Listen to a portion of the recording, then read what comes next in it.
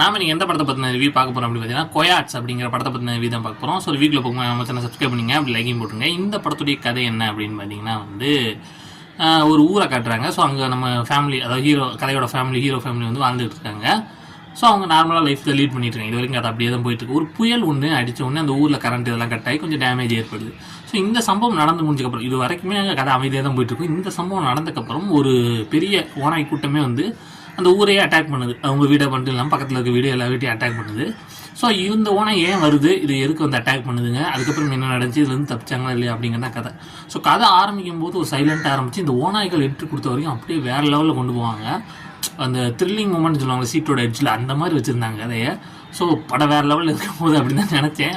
Starting சூப்பராக இருந்துச்சு, எண்டிங்கில் கொண்டு போய் கவுத்து விட்டீங்களா அப்படிங்கிற மாதிரி இருந்துச்சு. ஸோ போக கதை கொஞ்சம் தோல்வி அடைஞ்ச மாதிரி தான் இருந்துச்சு. ஒன் டைம் ஆனால் ட்ரை பண்ணி பார்க்கலாம். ஒரு ஆவரேஜ் மூவி தான். இதுக்கு எவ்வளோ எடுக்கணும்னா 5க்கு வந்து ஒரு 2.7 கொடுக்கலாம்.